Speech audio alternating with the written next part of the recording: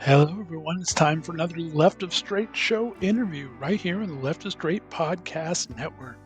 Grab your tiaras and cowboy boots because we have a great interview for you ahead. I'm your host, as always, Scott Fullerton, and let's start talking.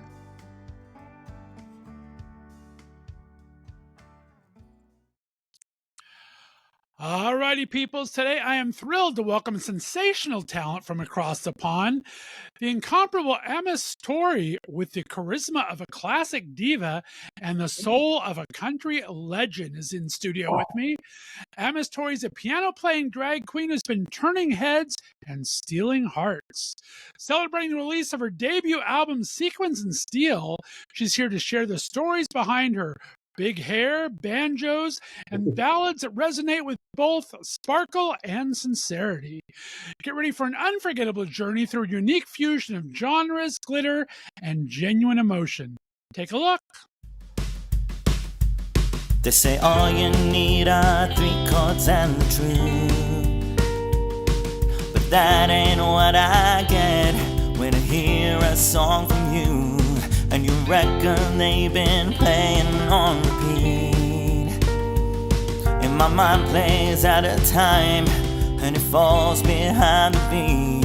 But I know you for who you really are before the magazine covers and the country music star.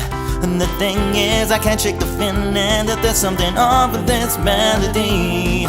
The strings, they don't sing, they don't ring so true to me. The words empty, sung off key, I know why. 'Cause you're playing 23 chords and a lie. I'm hearing 23 chords and a lie. The word in town is that you're so down to earth. Alrighty, guys, we are back. That was 23 chords and a lie from my very special guest today. Amiss Tori is here in the studio with me. How are we doing? I'm doing very good. How are you? I appreciate you taking the time to cut. You're all the way across the pond. Tell me a little bit about where you grew up and what kind of a kid were you? Yeah, so I grew up in London. Home of country music, London. Not so much. Of course. But I sort of grew up, my family's Irish Italian. So they used to, when I was a little kid, they used to take us to the working men's club, like near our house. And actually, that was where I first heard country music. Basically in this sort of grotty working men's club. Very straight, heteronormative, kind of venue. Right. But it's the first time I saw a singer in big sequins and big hair singing Dolly Parton and Patsy Cline and Tammy Wynette, and I was like, whatever that is, I want involved. I want more of that. Were they playing live? Were they playing videos? What were they doing? Live, yeah. So they were like, there was like a covers band or a covers artist that was sort of doing, these old sort of classic country songs, and then some Irish songs kind of thrown in as well. And I was just like, yes, this is good. And I was only like I guess like probably 9 or 10, like little gay kid trying to not be obviously gay in the working men's club. Right. I think I pulled it off, right? There you go. You're butch to me. I'm telling you. Goodness gracious. I love working men's club. When we think of Ireland and Scotland English, we always think of just a round of drinks, flowing plenty, and then singing a little song at the end or something. I don't know. It's literally that. It's quite literally that. And I watched my family get drunk. Someone had to drive them home, right, at 10 and 11 years old. Yeah, exactly. I had to walk them home. There you go. One on each arm. I love that. Well, you talk about being out and proud, obviously. Talk about, when did you start coming out to yourself, and when do you think you started finding an LGBTQ tribe? Oh, so I think that was probably, out to myself probably wasn't until I think I knew. But probably didn't fully admit to myself until probably like 17, 18. I was obviously kind of went through lots of phases. Goth, goth kid for a while, listening to Korn and Slipknot and stuff like that. Being a very, introspective kind of kid not wanting anyone. Don't notice I'm gay. Don't notice I'm gay. In an all boys school, an all boys Catholic school as well. So Oh my goodness. that was fun. But probably, yeah, so I'd say around 16, 17, I was like, oh, yeah, I'm gay, aren't I? Yeah. And so finally sort of came to terms with that and accepted it. And it didn't really come out straight away, but to a couple of people. And then sort of started fully when I went to university after that, fully sort of, fresh start and like, tell everyone now. And that was the sort of beginning of the LGBTQ journey, and then sort of joined like a LGBTQ sort of society at university for the first time, and that was like very scary but also very fun because there was an argument in the very first meeting, which was awesome. So then I was in from then on. You gotta love drama. Drama's where it's at, right? Exactly. I love that. Well, it's not all heartbreaker, I guess. You went to this school and you didn't find the love of your life at high school. That's too bad, but it happens to the best of us. Of course it is, but let's say they weren't reciprocated. We're all, I mean, I'm sure you guys are just as fascinated over there, but of course here in the States, we are just all about Heartbreaker and what's the new Royal ones, the young Royals that are coming out again. Yeah. So it's like, everyone wants to be an English boy falling in love with an English boy over here, I'll tell you. The thing is, like, and the school I went to, it's like it kind of it has all these old buildings, and it kind of looks like this sort of traditional sort of thing. And it's like it's almost perfect, school uniform, all of that, but the fantasy didn't. Didn't quite live up to the reality. I hear that. Very, very funny. Well, all right. So you talked about your love of country music started in the working bars there. You kind of saw that. Did you have any kind of influence? Did anyone you kind of gravitated towards? Did you like the twangy country? Did you like the Shania Twain kind of country? What were you looking towards? At the start, I really liked the kind of more twangy stuff, the kind of banjo-y stuff, and then obviously got like Shania Twain obsessed. When that album came out, the Come On Over album, it's just like, I mean, I remember it being huge at the time, and obviously it is the biggest album, was the biggest selling female solo album, if you don't count Whitney Houston's Bodyguard soundtrack. Some people do, some people don't. It's a whole thing. Doesn't count if it's a movie. I'm in that camp. So yeah, I got that's the thing, yeah, because it's a compilation. So I'm going to give it to Shania. So loved that. Loved the kind of pop country stuff like Leanne Rimes, stuff like that as well. But then really started getting into the kind of folky stuff like Gillian Welch, Rhiannon Giddens, like really folky, Emmylou Harris. Loved. And that's when I really got obsessed with like those kinds of artists, like really slightly moving away more from the sort of 9 to 5 Dolly Parton side and more to the kind of like banjos and twanging guitars, and that is really where I just love it. Just I don't know why, just love it. Oh, I love that though. You put that folk and bluegrass and kind of soul into it. I like that. That's awesome. Yeah, I love that sound. There's no reason why I do. I guess I don't know if it's something like in the Irish ancestry sort of. It's like a cellular memory or something. Very possible. Well, I mean, and your music chops are like legit, my friend. I mean, Amiss, you spent years kind of going through classical piano, jazz, guitar, bass, even a piccolo or something I saw. So, I mean, you were doing it all. And then you went to a conservatory, right? Leeds Conservatory? Yes, yeah, I did. Yeah, I studied there. I auditioned for the jazz course because I tried to be a jazz flute player at one point, and I didn't get in on that. But then when I was talking to them, they were like, "Oh, so you write songs as well? Let's hear some of those." And they were like, "This is what you should do. Why are you trying to be a jazz flute player?" And then I got in on the. They then enrolled me on the music production course, which is like all songwriting and song production and stuff like that. And that's when I sort of found because I just sort of did songwriting as a bit of fun sort of thing, and I thought my destiny was to be a jazz flute player. There's such a big call for those these days, right? The jazz one. Every other club I see is help wanted, a jazz flute. Yeah, if you play jazz flute, you'll never be out of work. Oh, that's too funny. That's so cool. So you had this musical interest from the bars. You went to school for music. When was your first drag experience? Talk about that. How did that come about? Drag? Where did you see your first drag queens? Oh God! So there was the drag queen that everybody saw. That I certainly was the first one that I was ever aware of was Lily Savage in the UK, which is Paul O'Grady. Rest in peace. Even like the weird thing is, like, I remember Lily Savage on TV more than anyone. It was just, from as long as I can remember, Lily Savage was a fixture of kind of 90s, early 90s, mid 90s TV in the UK, like household name, global, not a global name, but household name across the UK. And it's funny now to think that there's sort of this backlash against drag and stuff like that, because this was like one of the main entertainers in the 90s, like mainstream, primetime TV.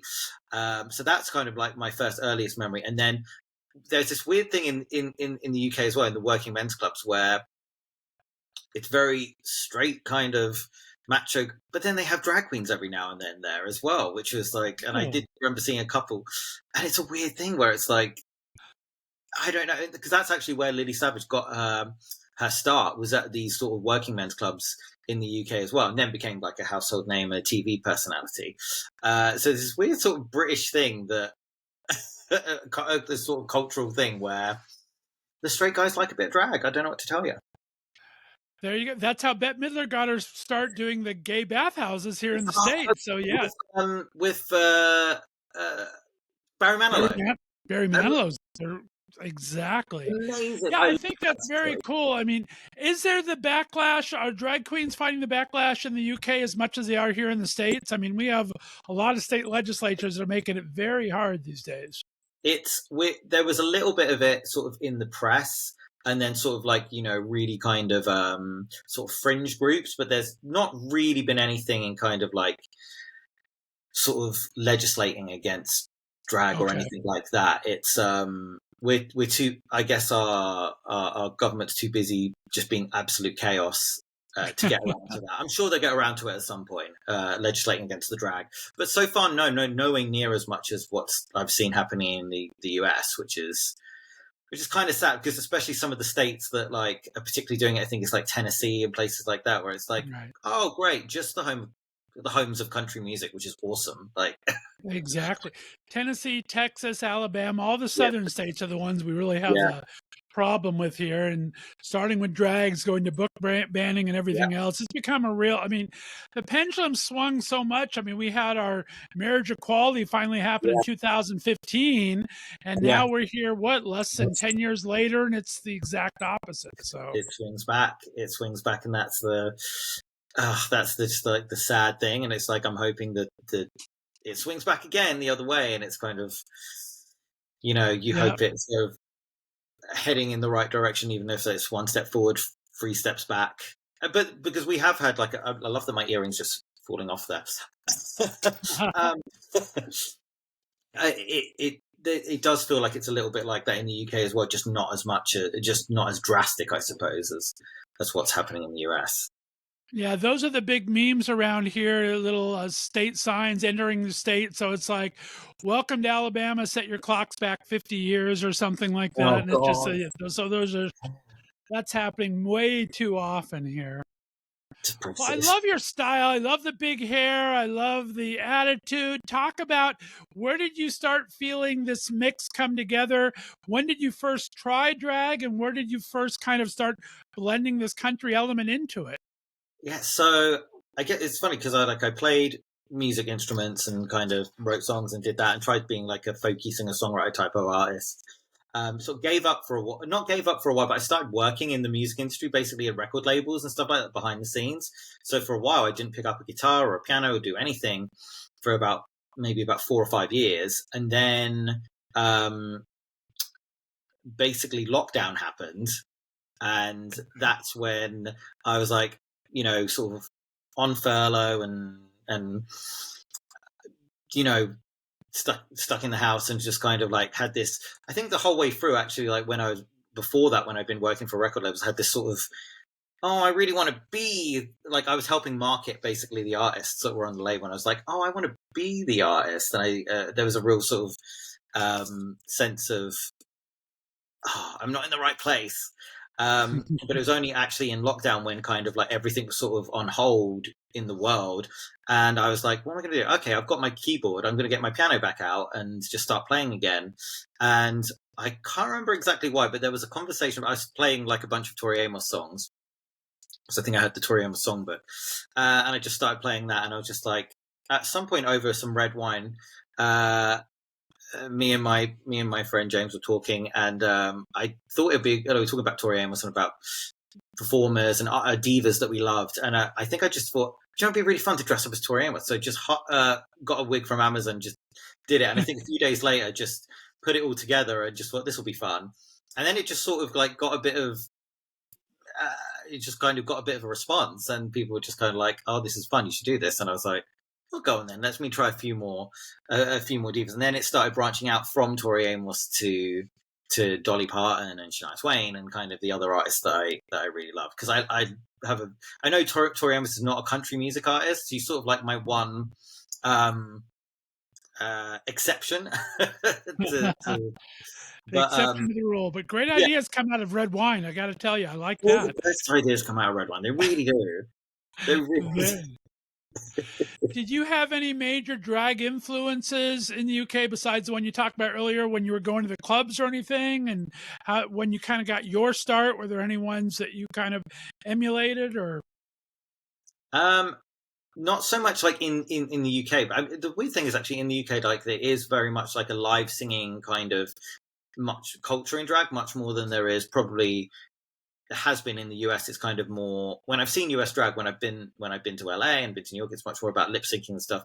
And in the UK, it's much more about live singing, even when maybe the Queen shouldn't be singing. But there's this sort of like end of the pier, we kind of call it, like, you know, the pier entertainers on the sort of the British seaside towns where it's like live. So I've seen kind of a lot of live singers like that. So I think I always realized that you could put the two things together.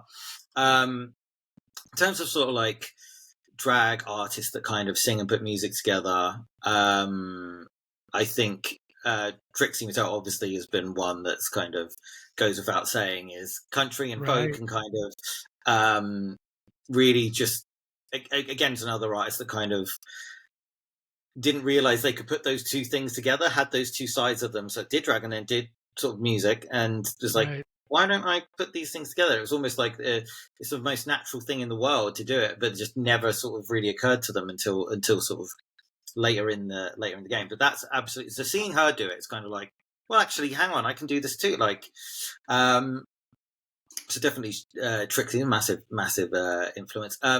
Another one is actually not a British one, but like Charles Pierce, and watching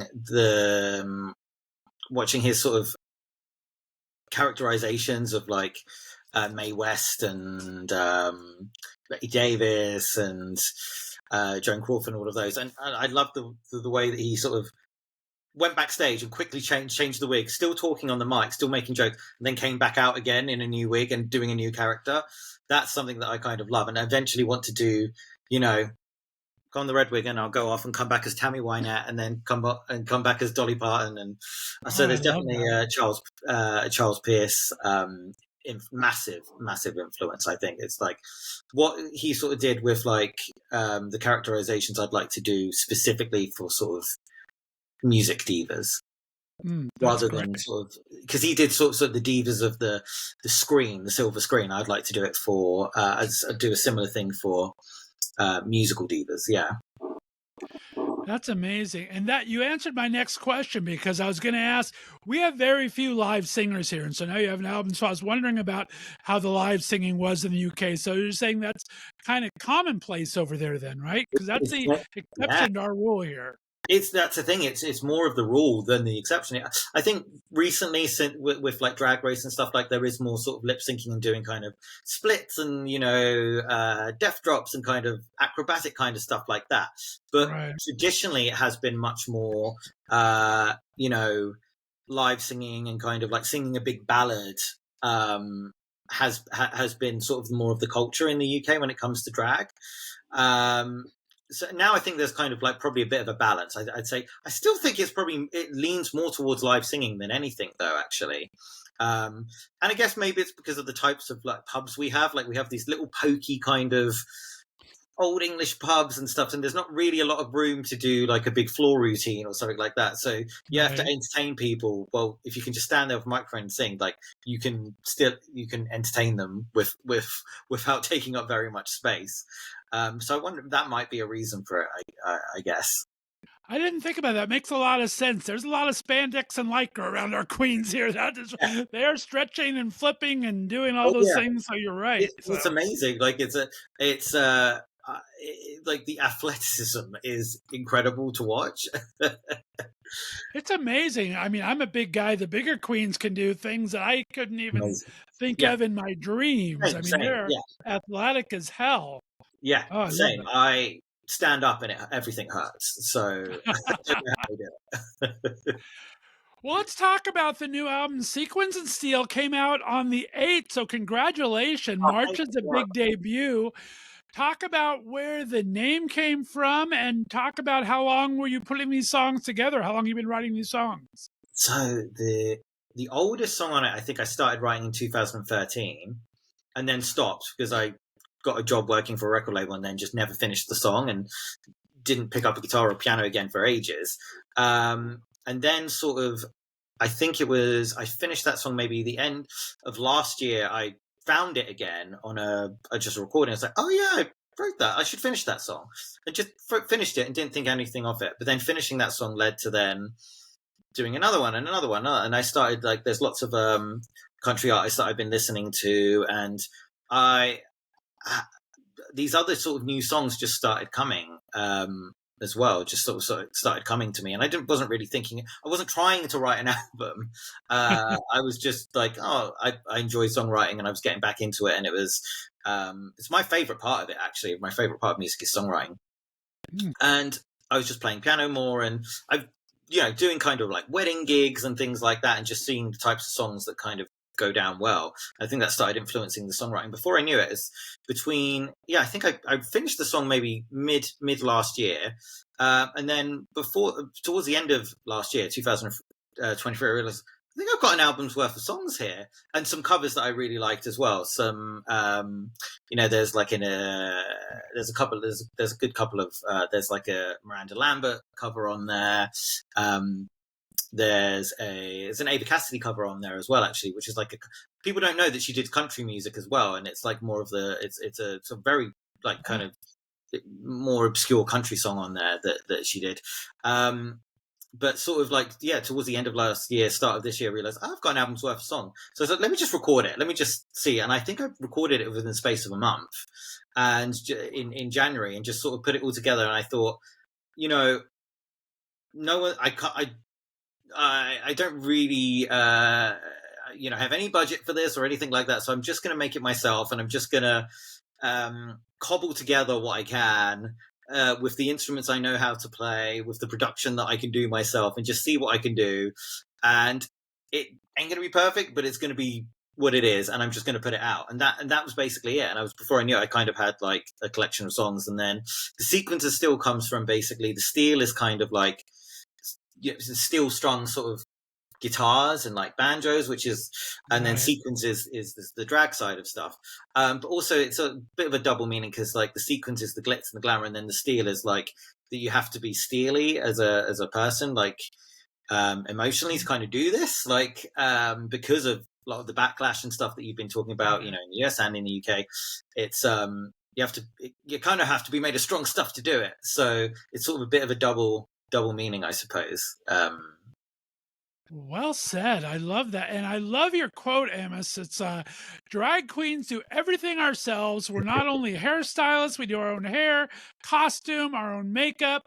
So I thought, why not be my entire everything on there? Because drag queens are the original DIY people, right? So that's such a great quote. I love that. That's it. And it's the thing is because I've seen sort of like how like record labels operate, and you get hairstylists, you get all these different people, and before you know it, you're spending all this money kind of and they're all great and they do amazing work. But I was just like, I don't have that budget. I need to be doing this myself. So you you really do have to learn to do but it's very rewarding to be able to do those things yourself and go, oh, actually I can figure this out, and I can if I have to, I could do it all by myself.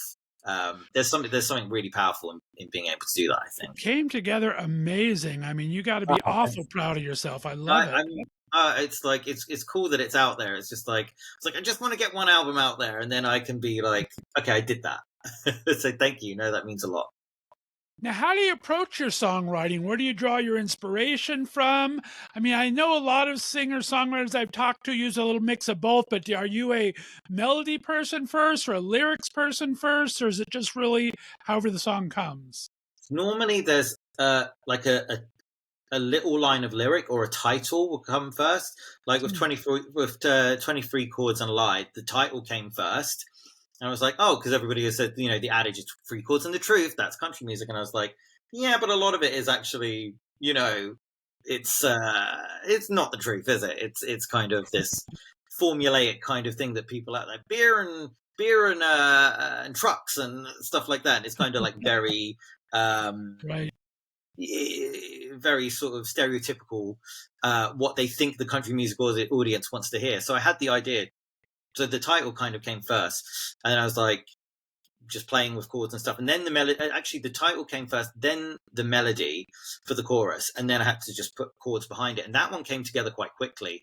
Other times it is just playing around with different chord progressions and it's normally little pieces, so I get like a little idea, and it might just be like a couple of lines, and then I sort of record it on my phone or on my laptop or on something, and I'll just archive it and then come back to it afterwards, and then I'll get another little bit and I'll go, oh, that little bit could work with that little bit, and then I sort of bridge them together, and before you know it, you're sort of piecing something together.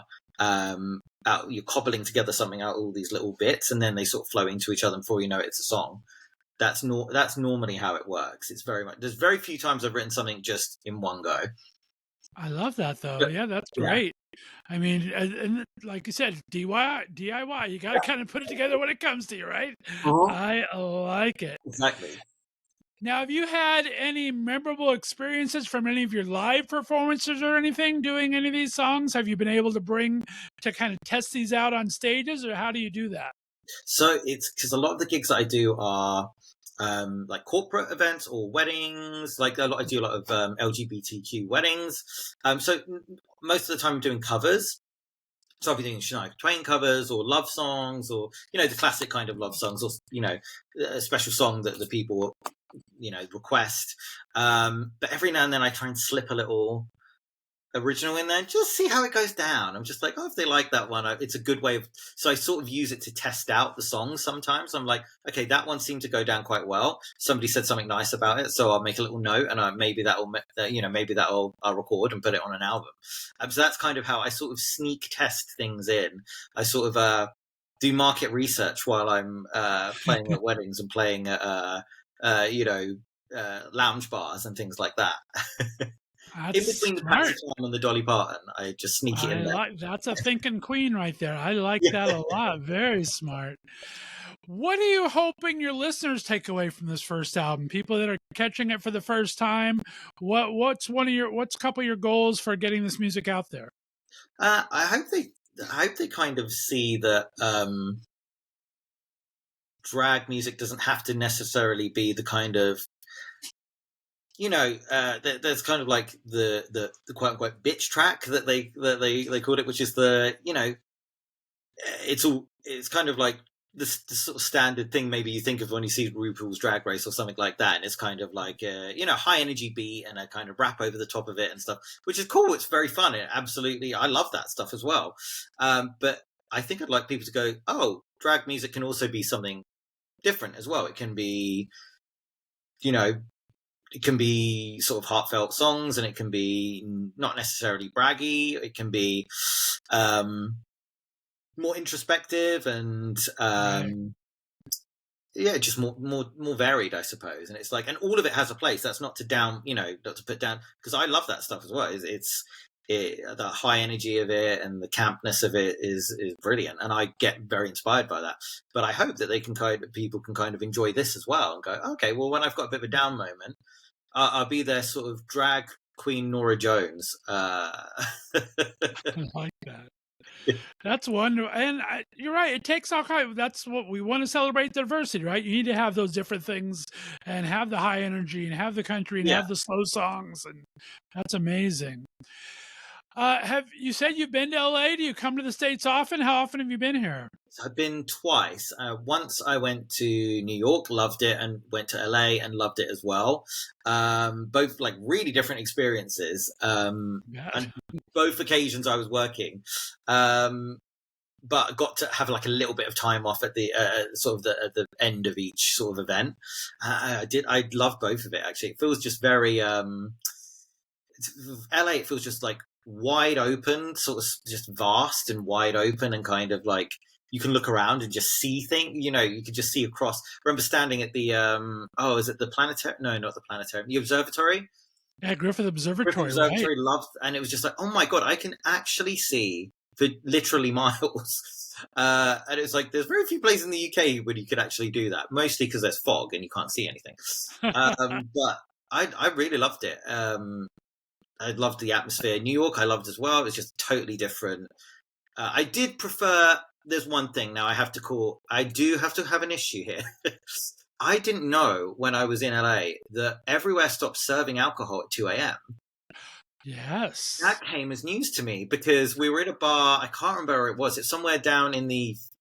I can't remember exactly. I want to say Melrose or somewhere like that. Maybe right. I'm not. I think that's one of the main drags. Yeah, it was all very fun. I really enjoyed the night. And then they were like, "Oh, we've stopped serving." I was like, "Oh, right, we got to go. We got to find somewhere else."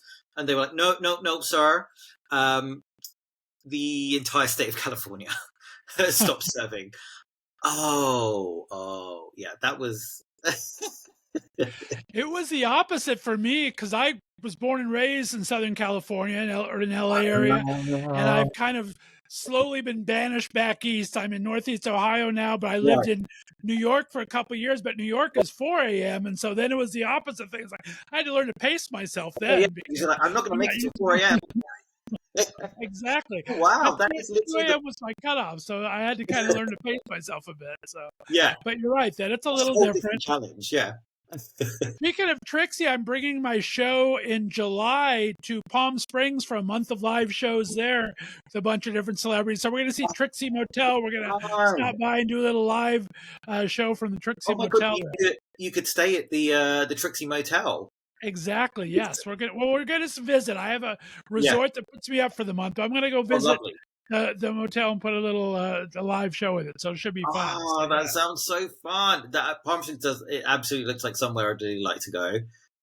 That looks really fun, and it looks quite gay. So it's very gay, a little older. Might be a little older for you, but it's a gorgeous city. I love it. A little hot, but it's in the summer, but it's beautiful 9 months out of the year and hot for 3 months. So it's like that sounds right up my street. Absolutely, I love Palm Springs.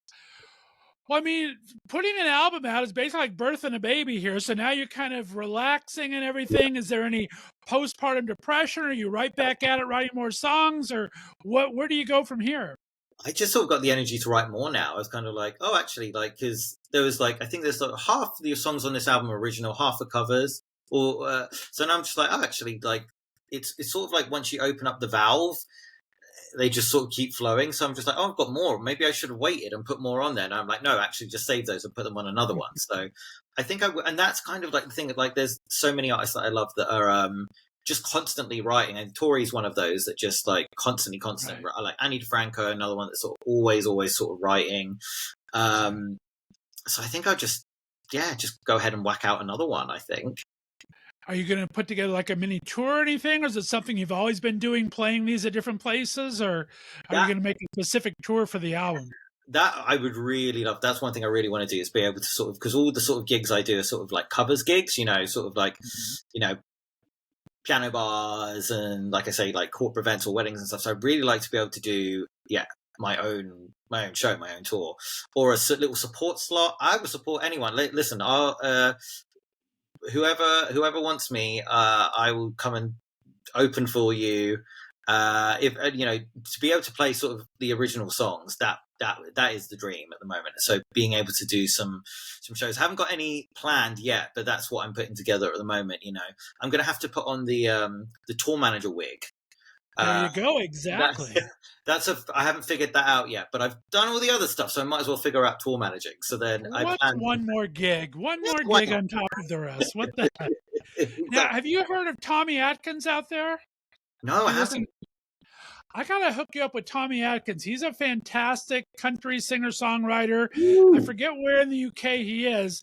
He's a great songwriter as well. He came to Nashville and recorded, was for songwriting, but his voice is a little higher, and yours is, I think you guys would sound amazing together. So that'd be amazing. I will give you guys an email introduction because I think that would you guys be amazing. Actually, that would amazing. be that would be lovely. Yeah, I love Tommy. Tommy's I definitely amazing. collaborate with. Absolutely, like collaborating with artists as well. Like one of my favorite things to do as well. And there's not loads of people in the UK that love country music, so yes, please, that would be incredible.